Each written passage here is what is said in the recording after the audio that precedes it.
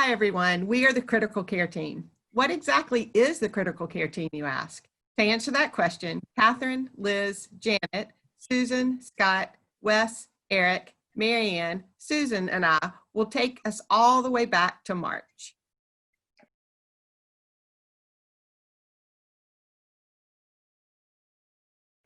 On March the 11th, 2020, it became clear that it was no longer safe to gather in the sanctuary for worship due to the little understood and quickly spreading coronavirus. So we called on Scott Woodall and Mark McCory and their amazing technical resources. Without missing a beat or a Sunday service, they sprung into action. Scott had already wired the sanctuary for internet, and Mark had the other equipment needed to broadcast. This pair of technical engineers worked at miraculous speed, and Sunday service streamed that very week. Catherine, Lori, Tom, with the help of Scott, Mark, and the wonderful West Raleigh musicians, have seamlessly brought us beautiful, meaningful worship services. Everything we love about worship, except the hugs and handshakes, streamed right to our homes. That's right, Liz, and we are so grateful. But live streamed worship isn't the only way the church had to gather and regroup at the start of the pandemic. Catherine also called together a team of folks with varied backgrounds and expertise in healthcare, public health, social work, and engineering to advise the church on how we could worship, have Sunday school, and hold meetings in a safe way. West Raleigh's Critical Care Team, CCT for short, was born. The CCT has been meeting weekly via Zoom since March to identify and problem solve ways for the church to have worship and continue all of the key activities safely. Some of the first actions of the CCT were to take care of James by getting him the personal protective equipment and cleaning guidelines, and to ensure that our friends who rely on the feeding ministry could safely continue to get meals. We also provided information on staying emotionally healthy during quarantining, and the CCT with helpers made outreach calls to all West Raleigh members to provide support and help with anyone struggling with practical needs. This group created WRPC's mandatory safety standards for building use, the mandatory safety standards for outdoor gatherings, and the affirmation of health document. Or what about the other ministries and groups within the church? Janet, will you tell us what the church has been up to? Sure, Scott. There are so many ways that West Raleigh has continued being church during this time of physical distancing. The feeding ministry continues to serve bag lunches 3 days a week. The arts ministry, under Joyce Watkins King's and Rachel Nicholson's leadership, started making masks for church members, and so many more. 1,400 masks have been made so far. Adult Christian formation classes and small groups have continued to meet via Zoom. Children of the church have enjoyed weekly children's worship sessions, and there's so much more. Wow, West Raleigh, that's really impressive. Though there's been so much activity happening virtually at church, we really miss being together. As businesses, schools, and restaurants begin to open, many are wondering, why can't we begin to gather inside the church building? I'll let our building and grounds experts try to answer that one for us.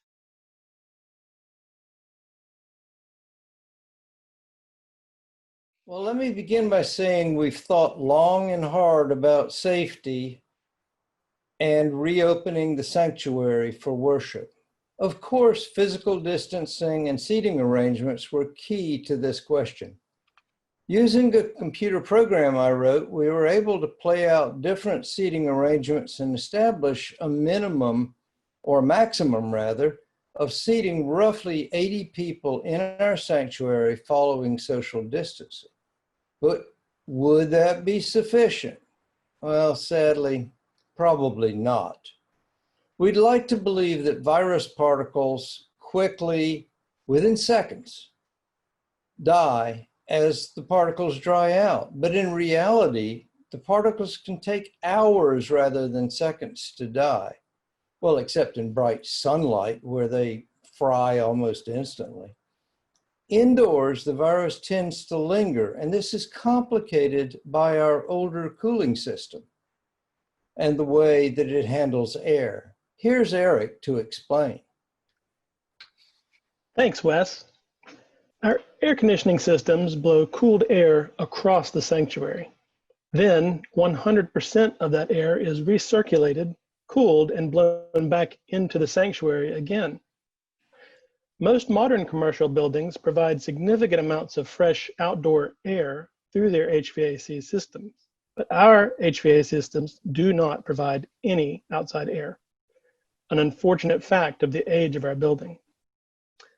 So, if we were to have any infected people in the sanctuary, their exhaled breath could be recycled by our air conditioning system and redistributed to other individuals.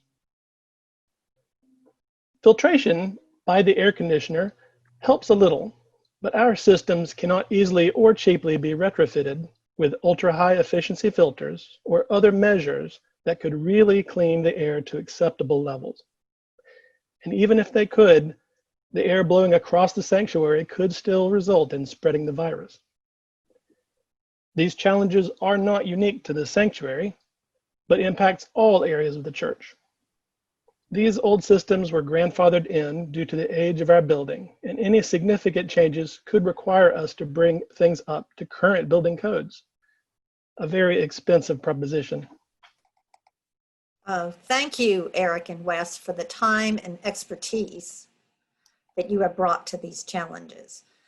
So this leads us back to our ability to gather. Our church is a close-knit community, and it shows when we get together. As we enter the building, we greet one another by name. We shake hands, we sometimes hug, we inquire about family members, we are engaged with one another. We drink coffee from a common pot. In the sanctuary, we sing and we recite out loud. We stay in place for an hour or more. While Catherine has said that our clapping and dancing could use practice, we are joyful in our decent and orderly way. Well, unfortunately, being this close to one another over time is a problem during COVID. Going forward, it goes without saying that our congregation will follow the 3 W's. You all have seen this sign many a time. Wear a mask. Wait and be 6 feet away from one another. Wash your hands continually. Stay home if you're feeling sick. Even so, even with all that, our heating and air conditioning system is the big barrier to our getting back inside the building. Until we can find a safe way to gather inside in a way that feels like church, we will continue to worship and meet from the comfort of our homes, or from the beach, at the lake, or back porches.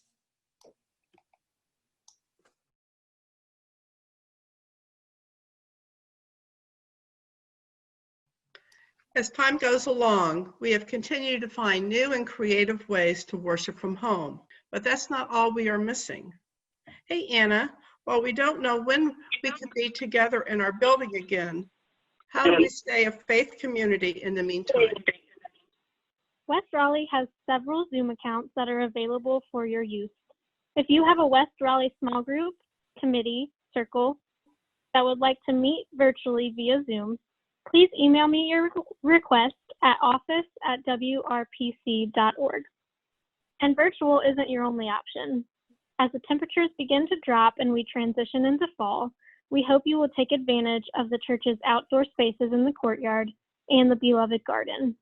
We've already held many successful outdoor events at West Raleigh, including officer installation, PW officer installation, Mission, Peace, and Justice Committee retreat, PCM small groups, and more. So what does the future hold? We really don't know. But the critical care team will continue to meet each week to explore the safest ways we can gather and be church together during this pandemic. This group is always open to new members, so if you're interested in being part of the team, or if you have any questions for us, please send me an email at sarahmccrackencobb@gmail.com. And I do just want to take this time to thank every member of the team for the commitment and dedication that they've shown through the pandemic and will continue to show. Thank you.